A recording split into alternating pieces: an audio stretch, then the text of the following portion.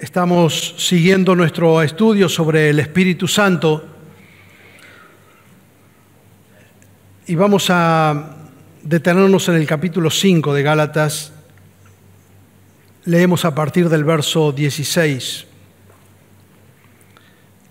Dice el apóstol Pablo, que está escribiendo: digo pues, anden por el Espíritu. Otra versión dice: anden en el Espíritu, y no cumplirán los deseos de la carne. Porque el deseo de la carne es contra el Espíritu y el del Espíritu es contra la carne. Pues estos se oponen el uno al otro, de manera que ustedes no pueden hacer lo que desean. Pero si son guiados por el Espíritu, no están bajo la ley. Ahora bien, las obras de la carne son evidentes, las cuales son adulterio, inmoralidad sexual, impureza, sensualidad, idolatría, hechicería, enemistades, pleitos, celos, arrebatos de ira, rivalidades, discusiones, sectarismos, envidias, borracheras, orgías y cosas semejantes, contra las cuales les advierto, como ya se lo he dicho antes, que los que practican tales cosas no heredarán el reino de Dios. Pero el fruto del Espíritu es amor, gozo, paz, paciencia, benignidad, bondad, fidelidad, mansedumbre, dominio propio. Contra tales cosas no hay ley. Pues los que son de Cristo han crucificado la carne con sus pasiones y deseos. Si vivimos por el Espíritu, andemos también por el Espíritu. Note que Pablo comienza hablando de andar en el Espíritu y termina con la misma expresión. La expresión andar es sinónimo de caminar. Kinesis es un término de donde viene kinesiología, por ejemplo, tiene que ver con movimiento. Usted no camina si mueve solamente un paso. Caminar es una dinámica continua, es un paso tras otro. Y esa es la idea. Ahora Pablo dice: si vivimos por el Espíritu, andemos también por el Espíritu. ¿Cuál es la diferencia entre vivir y andar? ¿A qué se está refiriendo él? El ser humano es un ser tripartito, tiene cuerpo, alma y espíritu. Por el cuerpo sabemos que tenemos vida biológica, a través del cuerpo tenemos nuestros sentidos y nos relacionamos con nuestro entorno y el medio ambiente a través del cuerpo. Tenemos el alma, es decir, tenemos vida psicológica, tenemos el intelecto, las emociones y la voluntad en el alma. Pero el ser humano también fue cableado, fue dotado, fue creado como un ser trascendente, es decir, alguien que no solamente se puede mover en el plano material, sino espiritual, y por tanto fue dotado de un espíritu humano para conectarse con su Creador. Pero ustedes saben lo que ocurrió, y es que a partir de que el hombre pecó, murió espiritualmente. Su espíritu quedó separado de Dios. Y esa es la condición en la que están todos los seres humanos.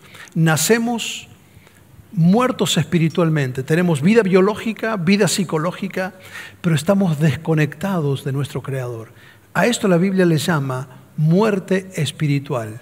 Y entonces, ¿qué es la vida espiritual? Y es que cuando una persona entrega su vida a Jesucristo, Dios envía a su corazón, envía a su vida el Espíritu Santo. Envía como morada y como sello, como ya hemos visto.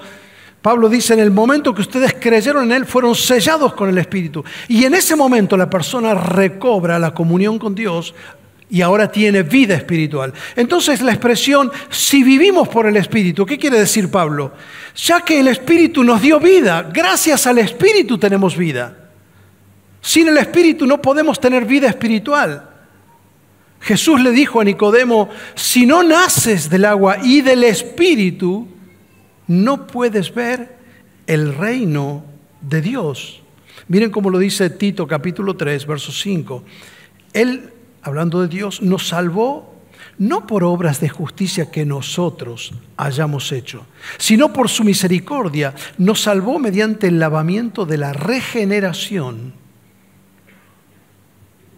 la regeneración y de la renovación por el Espíritu Santo. ¿Qué quiere decir que el Espíritu Santo nos regeneró?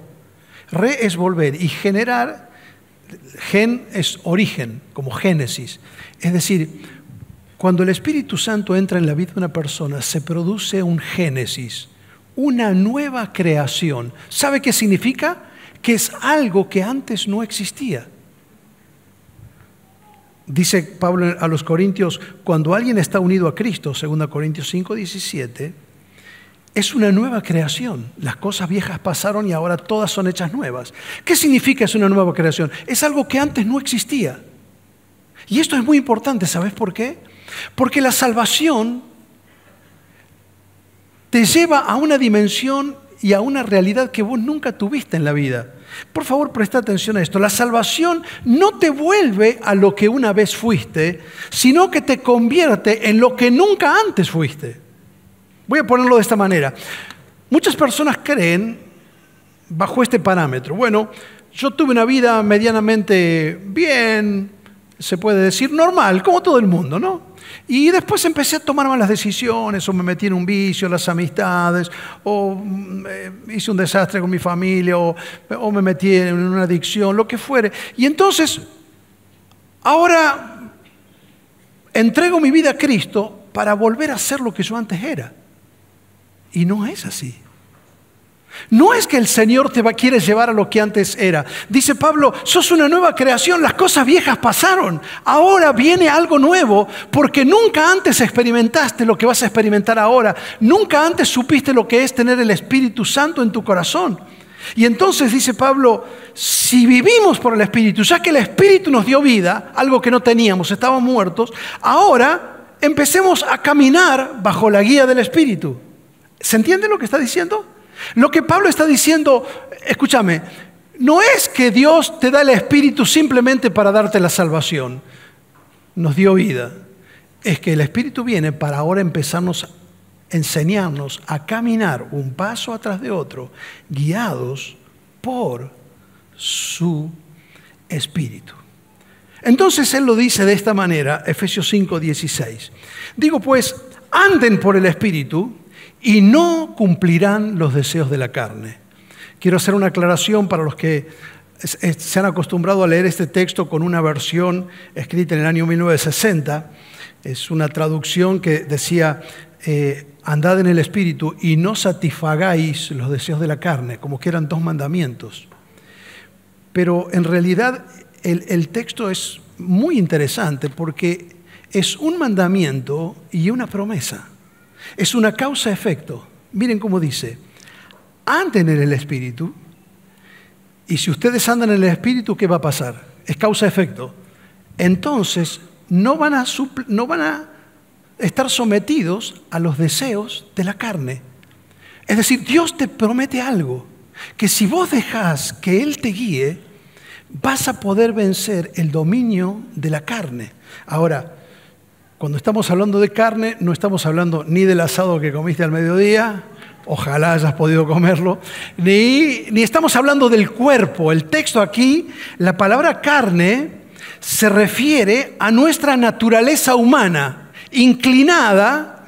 ¿Vieron cuando un programa o un aparato electrónico, un celular, dice ya por defecto trae este programa? Bueno, nosotros ya por defecto traemos un programa. Venimos programados de esta manera, una inclinación natural al pecado. Es lo que mejor nos sale solo. Y nuestra carne es estimulada, es accionada a través de los deseos. Por eso dice los deseos de la carne. Siempre la tentación se dispara estimulando o queriendo atrapar o seduciendo nuestros deseos. Ahora Pablo no dice, detengan los deseos de la carne, entonces van a poder caminar en el Espíritu. Ojo, algunos creen que para vivir la vida cristiana, si yo quiero obedecer al Señor y andar en el Espíritu, lo primero que tengo que hacer es suprimir los deseos de la carne. Y Pablo dice, no, es al revés. No es que tenés que detener los deseos de la carne para después poder andar en el Espíritu. Es tan fuerte nuestra atracción al pecado que a menos que nosotros no nos sometamos al Espíritu, no vamos a poder vencer los deseos de nuestra carne. Tampoco Pablo dice, anden por el Espíritu y no tendrán más deseos carnales. No está diciendo que si vos sos guiado por el Espíritu Santo, no vas a tener más deseos de pecar. Quiero recordarte que el deseo y la inclinación al pecado, nuestra naturaleza pecaminosa, nos va a acompañar hasta la tumba. El Espíritu Santo nos permite vencer los deseos carnales, pero no extinguirlos. ¿Se acuerdan que hace unos domingos cuando yo explicaba lo que es la ley del pecado y lo ilustré con la ley de la gravedad? Como cualquier cuerpo más pesado que la tierra siempre va a ser más pesado que el aire, va a ser atraído hacia la tierra por la ley de la gravedad. Decía, ¿y cómo un avión que tiene todo el combustible en sus alas, que lleva 300 personas y todo el equipaje, que pesa tantas toneladas, puede vencer la ley de la gravedad? ¿Recuerdan? La única manera de vencer la ley de la gravedad es sometiéndose a una ley superior, que es la ley de la termodinámica. Es decir, por la velocidad y el empuje puede romper la atracción de la gravedad. Pero la ley de la gravedad quedó cancelada, se extinguió.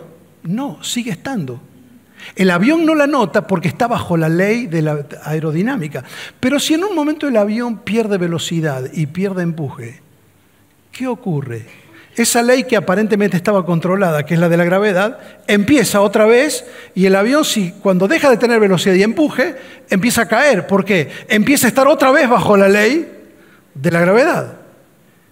Entonces, lo que Pablo está diciendo aquí es eso. No es que se va a extinguir mis malos deseos, pero voy a poder sobreponerme a ellos y lo que Dios me está ofreciendo es una vida de victoria para no vivir bajo la tiranía de los deseos que me llevaron a tomar decisiones de mi propia naturaleza, que me llegó a destruir mi vida y a vivir en pecado. Verso 17. Porque el deseo de la carne es contra el espíritu y el del espíritu es contra la carne. Entonces, es una lucha interior. Hay una batalla librándose en el corazón de cada uno de nosotros. Ahora, ¿de quién está hablando? Para que sea una lucha entre el Espíritu Santo y la naturaleza carnal, tiene que ser una persona que tenga el Espíritu Santo. Esta no es una lucha que tiene la persona que no tiene a Cristo. La persona que no tiene a Cristo no lucha contra el pecado. Vive, lo disfruta, paga las malas consecuencias de las malas decisiones, pero tiene una vida sin esta lucha interior, que solamente es para aquellos que ahora tienen el Espíritu Santo. Y Pablo dice, verso 17, estos dos, el Espíritu y la carne, se oponen el uno al otro, de manera que ustedes no pueden... Ahora, subrayo esto, no pueden hacer lo que desean.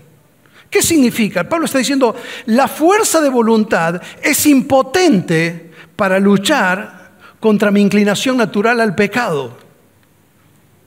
Es imposible que una persona pueda cambiar por su propia voluntad.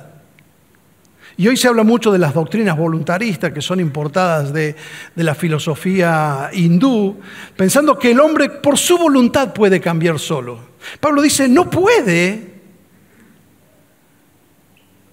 por su propia voluntad vencer sus malos deseos. Si quieres cambiar tu vida dependiendo de tu fuerza de voluntad, lo que estás tratando de hacer es vencer los deseos de tu carne con la voluntad de tu carne. Es una contradicción. Digamos, pretendes que tu carne le enseñe a tu carne cómo no vivir bajo la carne. Y es una carnicería. Vos decís esto, que necesitamos la irrupción de Dios en la vida para no ser esclavos del pecado. Eso es lo que está diciendo Pablo. De alguna manera lo que Dios nos está mostrando es esto. El deseo de control del pecado es tan fuerte en tu vida que solo yo lo puedo vencer, dice Dios. Y no desde afuera. No simplemente poniéndote mandamientos y leyes. Es tan fuerte la atracción al pecado que solo yo lo puedo vencer y no desde afuera. Necesito poner mi espíritu adentro tuyo para darte la victoria. Y eso es lo que Pablo nos está metiendo en la dimensión del espíritu. Si ustedes andan guiados por el espíritu, no van a ceder a los deseos de la carne. Y ahí entonces nos muestra en pantalla dividida las obras de la carne y el fruto del espíritu. Las obras de la carne es lo que nos sale naturalmente. Ahora, cuando habla del espíritu, habla del fruto. ¿Por qué? Un fruto siempre es algo, primero, que es un proceso, y segundo, que es algo que se cultiva. Si usted tiene un terreno al lado de su casa y ahora llovió, entonces la tierra naturalmente, ¿qué produce? Ya que llovió ahora, mañana le va a venir la chicoria, la selga, el rabanizo. No, si no lo sembró, no. Lo que por naturaleza la tierra va a dar, va a ser espinos, va a ser yuyos. Para que haya un fruto, tiene que ser cultivado. Entonces Pablo dice, esto es lo que a nosotros nos sale naturalmente, las obras de la carne. Y parece el diario de mañana: adulterio, inmoralidad sexual, impureza, sensualidad, idolatría, hechicería, enemistades, arrebatos de ira, discusiones, envidias, borracheras, orgías. Y él podría seguir con la lista. Entonces dice, y cosas semejantes, como diciendo, hay otras cosas, esto no es todo. Pero nosotros vivimos de esta manera. Esto es lo que nos sale naturalmente. Nadie tiene que ir a la escuela para aprender esto. Usted no tiene que enseñarle a desobedecer nunca a un niño. Lo va a aprender solo. ¿Por qué? Porque es hijo suyo. Y porque así somos. Porque la misma inclinación que yo tengo la va a tener mi hijo.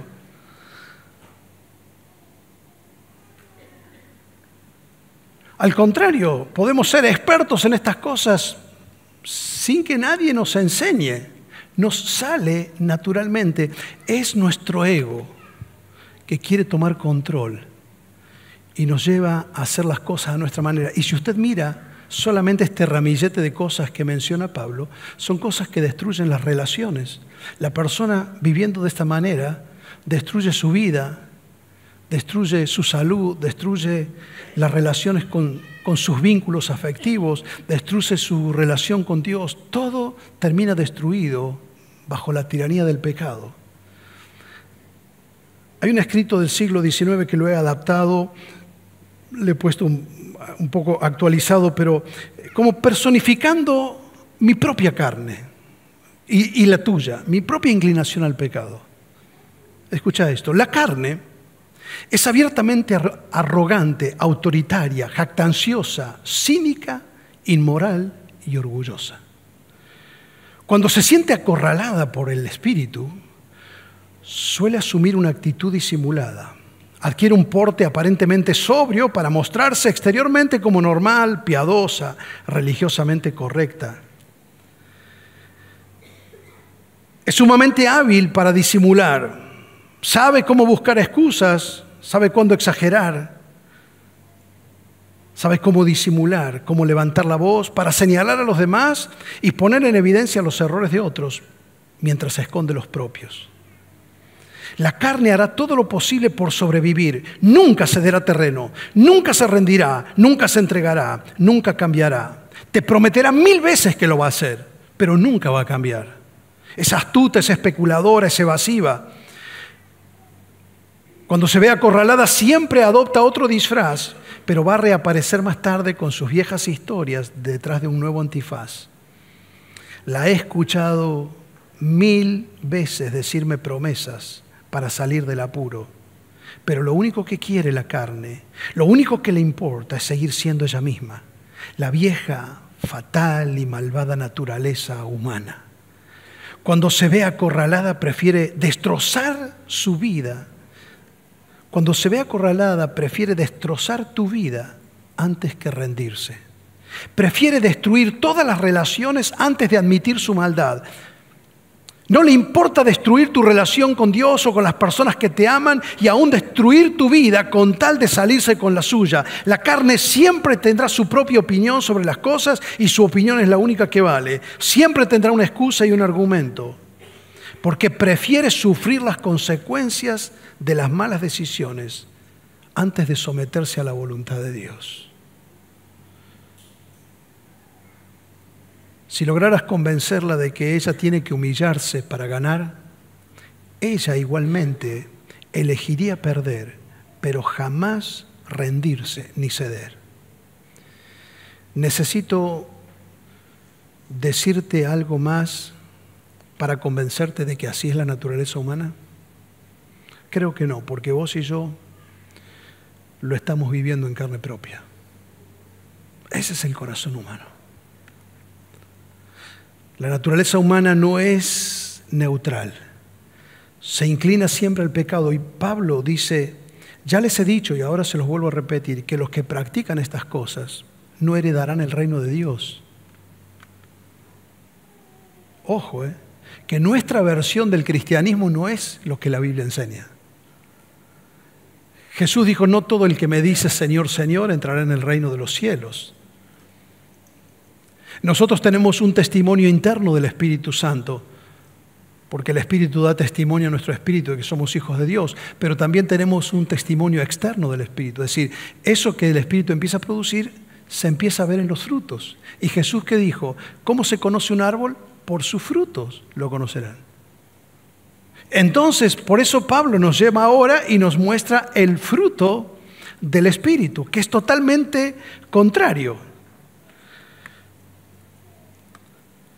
El amor es contrario al adulterio. Estoy haciendo un contraste entre el fruto del Espíritu y las obras de la carne. El gozo es contrario a los celos, la paz es contrario a las contiendas, la paciencia es contrario a la ira, la benignidad es contrario a los pleitos, la bondad es contrario a las enemistades, la fidelidad es contrario a la inmoralidad, la mansedumbre es contraria a los celos, el dominio propio es contrario a las borracheras. Ahora, lo interesante es que lo difícil de este texto, o lo llamativo, es que el sujeto está en singular, pero el predicado está en plural. Porque no dice los frutos del Espíritu, dice el fruto del Espíritu, y en vez de mencionar uno, menciona 9. Como si el Espíritu fuese un árbol, Dios siembra algo en nuestro corazón, y ese árbol empieza a dar 9 frutos diferentes. El amor, el gozo, la paz, la paciencia, la benignidad, la bondad, la fe, la mansedumbre, la templanza. Y saben, todos nosotros, todas las personas estarán controladas por una o por otra de estas dos fuerzas. No hay un término medio. Y la respuesta es, ¿cuál de estas dos fuerzas que pugnan por controlar mi vida es la que va a ganar? ¿Sabes cuál es la respuesta? Aquella con la cual estés sintonizada. Hay una paráfrasis, que es una forma coloquial de poner con palabras corrientes el texto bíblico. Hay una traducción que dice, vivan sintonizados con el Espíritu. Y me encanta. Y entonces no van a ceder a los deseos de la carne. Porque si vos te fijas, todo lo que nosotros hacemos en el día, normalmente nos estamos sintonizando con todo aquello que apela a nuestra inclinación al pecado. Según la edad que tengas y las redes que uses, naturalmente el promedio es que una persona recibe entre 6.000 y 10.000 insinuaciones, llamalos mensajes, por día. Esto es marketing publicitario. Cada página que abrís, cada cosa, salís a la calle, lo ves en los carteles, lo ves en la televisión, lo ves en las redes sociales. En un solo año, en el año 2021, en Estados Unidos se invirtieron 1.300 millones, invirtieron empresas en publicidad direccionada según la región de los clientes que quieren captar. Es decir, el sistema sabe a dónde vivís y sabe qué publicidad tiene que venir acá y qué publicidad tiene que ir a otro lado. El sistema te escucha, te conoce. Los logaritmos saben qué es lo que vos buscás. Y todo el sistema continuamente te va mandando mensajes y te aturde, te aturde, te aturde, te aturde. Y vivimos en el barullo, en el ruido, en la dependencia continua de todas las voces que continuamente nos están bombardeando para alimentar nuestro egoísmo, para alimentar y despertar y estimular nuestros deseos pecaminosos. Y por el otro lado, el espíritu. ¿Por qué el espíritu no grita más fuerte? ¿Por qué pareciera que es solamente un susurro? Como Dios le habló a Elías. ¿Acaso sea porque lo que Dios quiere es cercanía? Y cuando uno quiere cercanía, uno no habla a los gritos. Dios no solamente quiere hablarte en ámbitos públicos como estos. El Espíritu quiere hablarte cada día. Y eso es algo personal. Como que toda la dinámica del plan de la redención es Dios y el hombre totalmente separados. El pecado separó al hombre de Dios y Dios empieza a acercarse y se acerca en Cristo. Cristo muere, resucita, pero Dios quiere acercarse más y envía su Espíritu para estar en nosotros. Y como veíamos el otro domingo, y nosotros contristamos con nuestro pecado el Espíritu y el Espíritu queda en silencio. Y entonces hay tanto barullo que tapa que nosotros hemos dejado de escuchar al Señor. Y quiero decirte algo, ¿cómo vas a conocer la voz del Espíritu Santo si no conoces la palabra de Dios? Si no conoces la palabra de Dios, no vas a saber cuando el Espíritu te está guiando. Porque la palabra fue inspirada por el Espíritu. Y cuando vos estás luchando contra los deseos de la carne, dice Dios, yo te he dado mi espíritu para pelear. ¿Se acuerdan el término paracleto? El soldado que estaba al lado para luchar y acompañarte en la batalla y no dejarte tirado en el campo de batalla. Eso era un paracleto. Nadie salía del campo de batalla sin un paracleto. Y dice Dios, yo te di el Espíritu Santo, pero el Espíritu Santo cuando viene a nuestra vida, Él viene a pelear con sus armas, Él viene con su espada. No te viene a pedir prestada a vos las armas. ¿Se acuerdan cuando Saúl lo quería hacer pelear a David con su armadura y con su espada? Y David se sacó y dijo, no, esto no es para mí, yo peleo con mis armas. Si David peleaba con sus armas, ¿por qué el Espíritu Santo no va a pelear con sus armas? ¿Sabes cuál es la espada del Espíritu? Dice la Biblia, la palabra de Dios. Entonces Jesús dijo, cuando Él venga, estará en ustedes y les recordará. Una de las funciones del Espíritu, el ministerio, es la docencia. El Espíritu frente a una circunstancia toma algo de la palabra y me lo recuerda. Para animarme, para corregirme, para hacerme volver de un pecado. Pero esa no es una comunicación telepática. Digamos que yo estoy en un momento de prueba y necesito que el Espíritu traiga aliento a mi corazón y entonces el Espíritu empieza a buscar en mi cabeza un versículo, ¿no? Para animarme con la palabra. Y empieza y abre y empieza a buscar. Netflix, TikTok, YouTube, Instagram, Facebook, acá, amigos, todo. Está todo metido ahí. Y no hay un solo versículo de la palabra de Dios. ¿Cómo vamos a ser guiados por el Espíritu y andar en el Espíritu si estamos ignorando su palabra? Una persona no puede decir, yo tengo tanto del Espíritu que no necesito la palabra. Tampoco puede decir, yo tengo tanto de la palabra, sé tanto de la palabra que no necesito el Espíritu.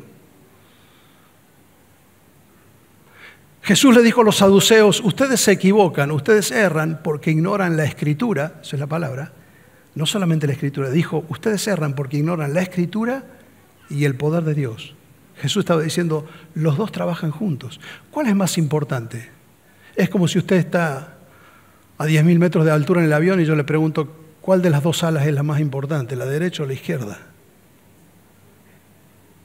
¿Sabe cómo se formó el mundo? Dice la palabra, por la palabra de Dios y por el Espíritu de Dios. ¿Sabe cómo ocurre la salvación en la vida de una persona? Por la palabra de Dios y el Espíritu de Dios. ¿Sabe cómo ocurre la transformación y las victorias en las tentaciones, la santificación en la vida? Por la obra del Espíritu de Dios y la palabra de Dios. Cuando Jesús fue bautizado, el Espíritu Santo vino sobre él. Y dice la Biblia, Jesús lleno del Espíritu Santo fue llevado al desierto. Jesús está lleno del Espíritu Santo, está siendo guiado por el Espíritu Santo. Satanás viene a tentarlo. Y Jesús no le dice, no, mira, no me vengas con tentaciones porque yo estoy lleno del Espíritu. Jesús dejó que el Espíritu use la espada y le dijo, escrito está. Y las 3 veces le contestó con un versículo de la palabra de Dios. Jesús estaba sintonizado siempre con el Padre y con el Espíritu. Y esa es la gran carencia de nosotros, que estamos sintonizados con todas aquellas cosas que estimulan nuestros malos deseos, pero no tenemos tiempo para sintonizarnos con Dios. Para sintonizarte con Dios debes apagar todas las otras voces. Y esa es la pregunta final. ¿Estamos siendo guiados por el bochinche, el barullo, el bullicio, la infoxicación de todo lo que nos rodea, que nos ubica donde estamos, que nos mandan mensajes y vivimos leyendo, curioseando lo que hace todo el mundo y después de estar 1 hora haciendo así,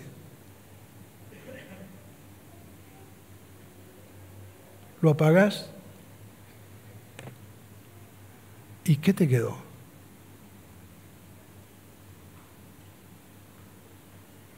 Por eso yo quiero hacerles un regalo esta noche. Es un regalo bien caro. Es un lujo que hoy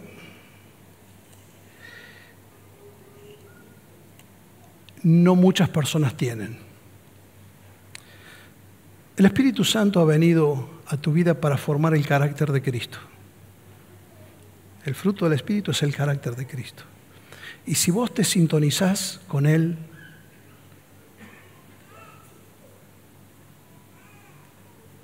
Él va a hacer esa obra. Porque cuando andamos en el Espíritu, dice la Biblia, Él nos da el poder para vencer los deseos de la carne. Pero no podés escuchar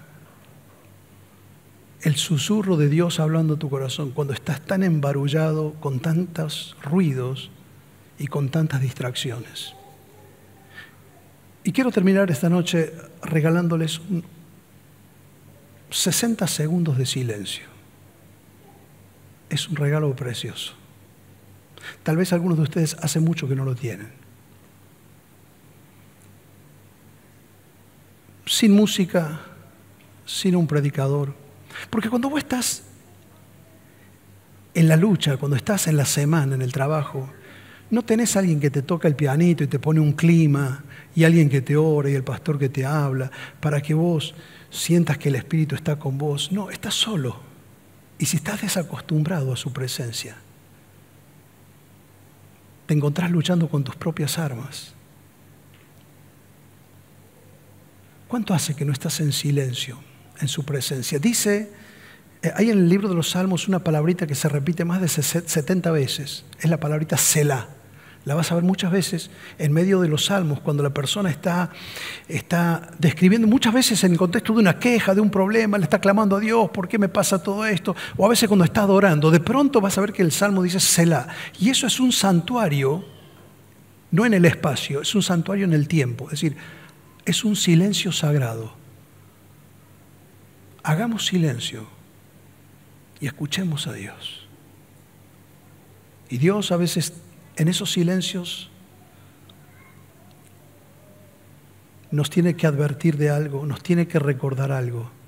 Nos da una palabra de afirmación, de ánimo, de corrección. No sé lo que Dios tiene que hacer, pero quiero regalarte 60 segundos. Te van a parecer eternos, pero no los desaproveches.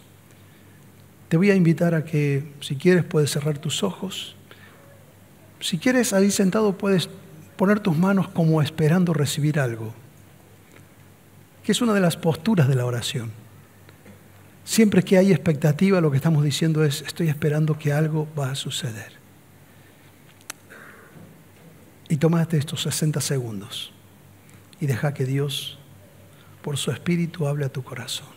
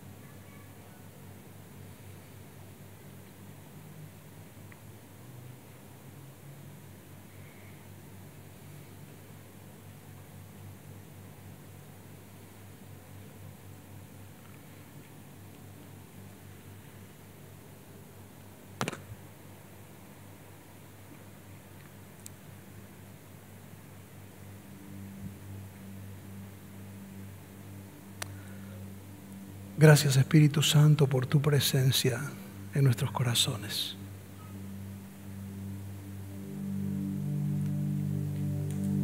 Porque en medio de tantas voces que nos confunden y de tantas corridas y de tantas responsabilidades y de tantas distracciones, todavía estás ahí esperándonos para hablarnos, para guiarnos.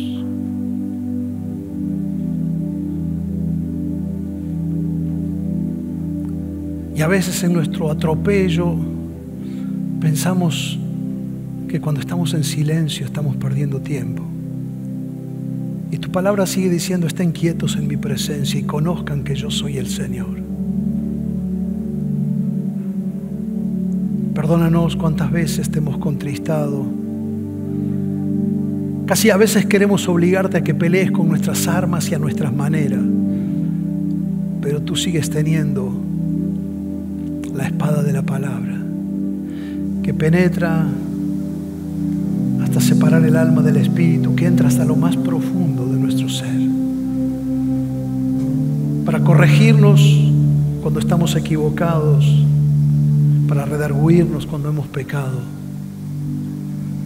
para instruirnos cuando no sabemos, para animarnos cuando estamos desalentados. Gracias porque has venido a nuestro corazón para ser puesto como un sello y acompañarnos hasta el día de la redención.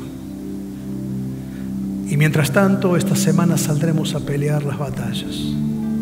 No solamente las que están ahí afuera, sino las batallas de nuestro propio corazón y con nuestras propias miserias. Pero gracias te damos porque a ninguna batalla vamos a ir solos, porque sos el Paracletos, aquel que nos acompaña en todas las batallas y nos lleva a todas las victorias. Te alabamos. Queremos aprender a disfrutar, Señor, de tu presencia, a tener hambre de tu presencia y a ser guiados por tu Espíritu. Te bendecimos en Cristo Jesús.